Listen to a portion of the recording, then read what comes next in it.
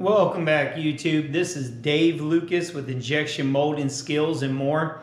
Today's video, we are going to go over the troubleshooting skill for warpage and distortion, what the problem is, and some techniques that will actually help you solve that problem.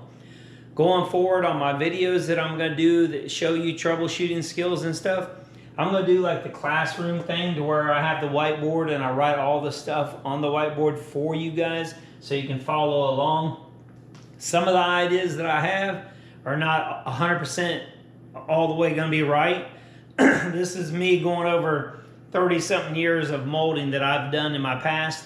So sometimes I'm right, sometimes I'm wrong. I'm learning. I always am learning. In the molding industry, you're constantly learning something new every day. So follow along. Let me know if you like this kind of video or if you don't like this kind of video. It would really help me out. So this video today, we're going to give a shout out to John Vera 8278 because he was asking for a video like this to be done. So let's jump into this video. This video is going to go over warpage and distortion. So on here you have distortion of a molded part is called warpage. Warpage can appear directly after remolding of a part, but also appears days later after recrystallization of PP is complete. So PP would be polypropylene. Typically, warpage appears in large, flat items with long flow lengths and items with narrow ribs. So think about it like this. Let's say this is a part here. If it's long, it's always going to bow on the ends because sometimes that's the last place to fill, so it'll want to kind of pull up. If you overpack it, it'll pull up. If you underpack it, it'll pull up. So it's kind of like a borderline kind of thing. You got to kind of figure out where it is. So warpage can be caused by these items, okay? So part eject too hot, improper balance, core and cavity temperature, inaccurate or poor location of KO mechanism, the knockouts, overpacking in gate area because of high injection pressure or PSI, mold in stress due to low stock temperature or mold is too cold, okay? Improper part design, non-uniformed walls, okay? So you got to think about that. Improperly balanced multiple gates, so the gates could be different. Flow too long, insufficient gates. So the flow too long means maybe it's taking too long to get there. Maybe the gates are insufficient sizes, so you think about that whenever you're molding it, okay?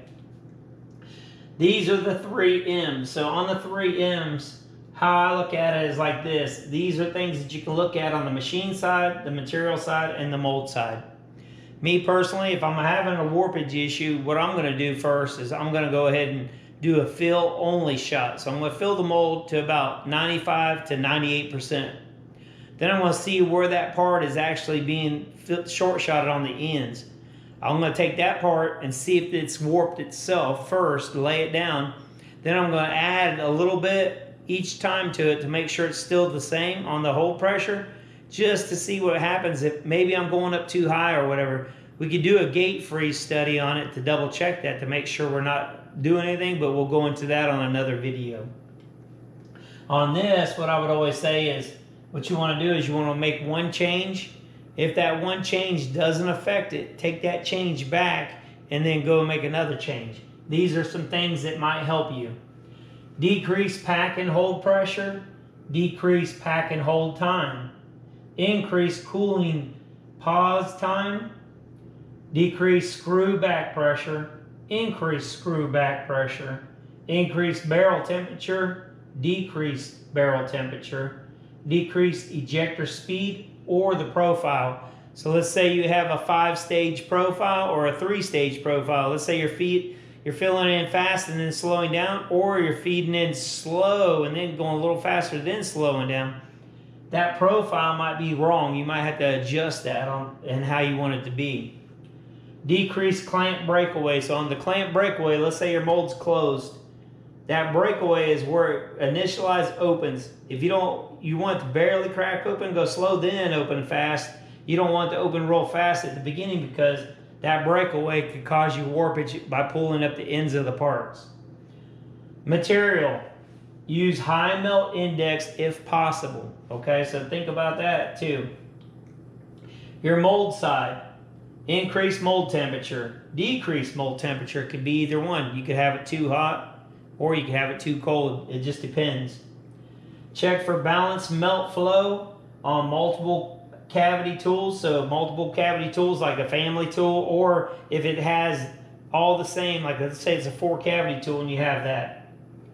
Check water flow through the mold for blockage. So blow air through the molds before you put it in, or disconnect lines and let water run out of your tool just so you can make sure you don't have no water blockage anywhere. Decrease gate sizes. Change gate location. So gate size can make you a big issue, and gate location on the part can actually affect you too. So think about these. If you have time, pause the video here, look at the board, make sure everything's what you want to see. Like I said, this is a common issue if you have a large part that has a lot of material, or if it's a thin part and you don't have hardly any ribs on that part that's going to hold it in place. I hope this video was informative to you guys. I hope you enjoyed it. Let me know in the comment section what you guys would like to see in the next coming videos. And let me know if this was informative to you guys and if you learned anything out of this at all. Like I said, I don't know everything. I try to give back to you guys to let you know what's going on. If you can, hit that like and subscribe button down there. It really helps the channel out, and it lets other followers, other molders out there find the channel, you know, and then they can learn something too. I do appreciate it, all the support to the channel. So till next time, peace.